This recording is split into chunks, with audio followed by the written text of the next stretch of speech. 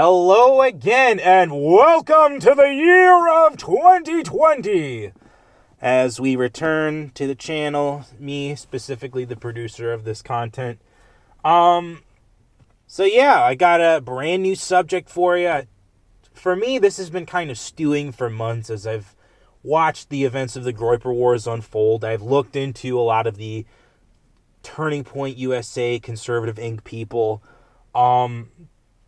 These people have a strategy, and this strategy was recently unloaded during the hype surrounding the Ricky Gervais monologue and certain clips of him going around from the Golden Globes that occurred just this weekend. And all I have to say on that stuff is, yes, he is a Hollywood liberal in that he is a, just kind of a vapid leftist. He doesn't really have anything original or new to say. However, in the fact that he is, more of an old school type when it comes to his politics, he does truly value free speech. And as a free speech absolutist myself, I value the fact that he just said everything that needed to be said to Hollywood with complete and stone cold sincerity. He just didn't pull any punches. He didn't give any fucks. And it was super awesome to see, the elite squirm in their chairs at this event. And to the people who did not get the hint and went on their little diatribes, saw Jennifer Aniston, I saw Patricia Arquette, there's that Michelle Williams clip about abortion going around that's really awful. Joaquin Phoenix talking about how, I'm going to wear the same suit because I'm a vegan and I don't want to reduce waste. It's like, bro, just wear multiple tuxedos to multiple outings. Or, just show up in t-shirt and jeans. Like, stop being a hero for fucking dumb shit. Or better yet, rent. Like most of everybody else who has to wear a tuxedo for a wedding. So, with all that being said, that was the event that Conservative Inc. used to spiral into, gaining more followers. And there is something that I did want to talk about in its own video. However, I don't think there's enough to go on a video about. And it's the concept of retweets are not endorsements. That, to me, has always been one of the biggest fucking lies about Twitter. And this is specifically because if you believe that, and then you retweet someone who is basically making money off of their Twitter usage, then you're endorsing that person being a Twitter personality. So, right there and then, that is a false equivalence. And you should really look into who you retweet, who you are following, why you are following certain people, what is the goal of this user on twitter.com. And if it is to make money by voicing their opinions, you should step the fuck away from them as soon as possible, because those are the kinds of people who should not be propagated in society. They are not creating anything of value. They are not adding anything to the conversation. They are just there to fucking make money off of your sense of agreement to whatever they're saying. And so this is a big Conservative Inc. strategy. You see this with people like Benny Johnson, who is the king of cringe on the right. He is the cringiest fucking quote-unquote meme smith that has ever been birthed. Some people like to say Carpe Donktum is a pretty cringy guy. I've definitely seen a couple of his go-off moments in the subject of cringe. And yet, he does not hold a candle to the fucking sheer cringe of Benny Johnson. Benny Johnson himself. Why I am going off on Benny Johnson is because of, again, those Student Action Summit clips making the rounds, and they are just so terrible. They are so fucking moronic. And it makes, conservatives who did win the culture war primarily in 2016 look fucking retarded. Look like they had no plan after that. Because essentially what the Conservative Inc. strategy is it's into 4 real points. And this is what Benny Johnson specifically did after the Ricky Gervais go-off moment that he had at the Golden Globes.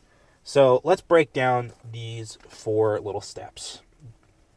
So step 1 in this strategy is to use a current events issue to gain followers. Now, this is why a lot of Conservative Inc. people are not caught genuflecting a lot. They are not looking inward ever into their ideology and saying, am I wrong? They're usually just going off onto these kinds of current events, what I like to call boomer political theater, and we'll get to that in a video this week. They just go off on what the news is talking about and offer a different take. And this is how they gain traction. This is how they gain followers. The next step is, once you gain all of these new followers, is to extol your virtues endlessly so that you can get more agreement and more retweets and more likes. And as a result, keep growing. And the third point might seem like it should have happened already, but I'll explain why once I say it. The third point is to always agree with the silent majority. Now, the reason why I say this is because there have been numerous times in which Conservative Inc. has fucked up on voicing the opinion of the silent majority. And the big one last year is when a lot of people like Ben Shapiro and Charlie Kirk basically came out against the Covington Catholic kids and buying into the media lie that these young boys on this trip for the March for Life were essentially berating a Native American man, berating black Hebrew Israelites, when all they were doing was standing around waiting for their bus to go home. And because Ben Shapiro and Charlie Kirk jumped on it too early, oh no, now there are tweets of them fucking retweeting, journos and fucking political hacks, just endlessly fucking hating on these kids. And the silent majority ended up siding with the kids because the facts came out on the side of the Covington Catholic kids. It did not come out on the side of Nathan Phillips. It did not come out on the side of the black Hebrew Israelites that were there. In fact, it made those guys look worse.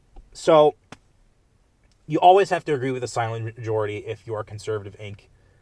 adjacent or a Conservative Inc. type, specifically because you need to bait these people. And the final point, and this is what happens as a result of all of these actions, is you get to co-opt movements.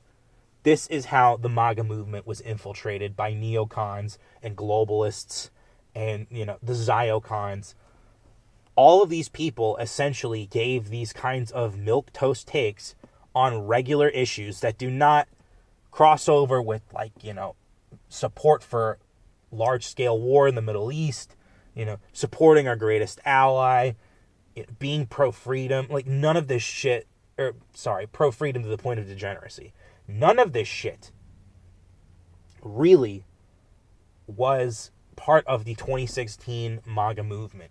A lot of it was, we are tired of the globalists, we're tired of the elites, give us a rabble-rouser, give us Trump, or we are not fucking voting conservative.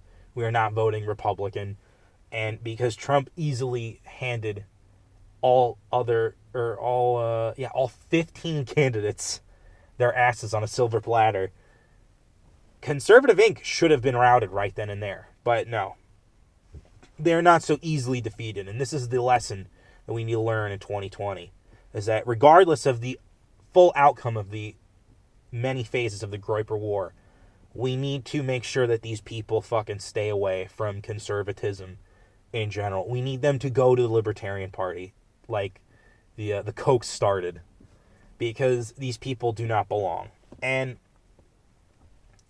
once, the movement is successfully co-opted, you can do whatever you want with it, essentially. You can, make all of these normies, essentially, become your foot soldiers online. And this, to me, is the big problem when it comes to Conservatism Inc., is that with these fake conservatives, they are essentially trying to maintain the status quo. They're trying to maintain a former world order. one that I would call Bushite, Reaganite, Nixonite, a trio of failures, in my opinion. They did not do anything really helpful for the American people. But they're so revered by the conservative intelligentsia and the elites that, fuck it at this point. Why not just let the country burn for our principles and our ideology? They're essentially the right-wing version of what the far left are, in that they will not budge a hair on their ideology. They will not question anything. They will not look inward. And instead, they will say, you are the problem. And so, as a result of all of this, you need to be more aware. If you are listening to this commentary out there, you need to be more aware of who you're following online, who you're endorsing online by giving them those delicious reblogs, retweets, boosts, as they call them on Gab. You need to be aware of what you are propagating in your social media feeds. Because, again, there are a lot of people who view social media as just another means of making money as a public figure. And you need to realize that, shit, if I, boost this person, they're going to continue being in my feed, continuing to give me all these milquetoast takes, continuing to not solve problems. Because at the end of the day, Conservative Inc. does not solve problems. They instead let them propagate and expand while, as one of the people who are, not doing so great in life, I'm just sitting here ranting in my car trying to say, hey, there's a really big issue here that no one's really paying attention to. And those people are the ones who are like, oh yeah, everything's fine, everything's great. Did you see the GDP lately? It's just like, hello, Earth to fucking reality. Are you there, God? It's me, David.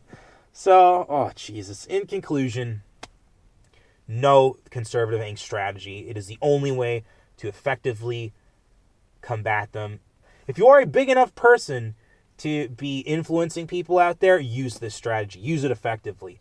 That is what I'm going to be doing myself as a content creator, is to use Conservative Inc. strategy to essentially gain followers. And, not by giving milquetoast takes, but by obviously, copying the Ricky Gervais formula of essentially saying what needs to be said on a certain issue.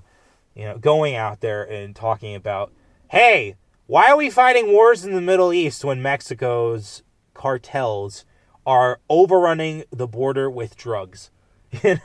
Essentially spiraling the opioid crisis into the abyss. Why aren't we talking about this stuff? Why aren't we talking about the consequences of sexual liberation? Why aren't we talking about the important issues? And it's simple, because Conservative Inc. wants this kind of world to be set up to never have solved problems, so that way they can bitch about the problems forever. And unfortunately, it's not going to fly anymore. So to Conservative Inc. out there, you bitches better tread lightly, because if you keep doing this, unfortunately, people will want to solve their problems and will be tired of your bullshit.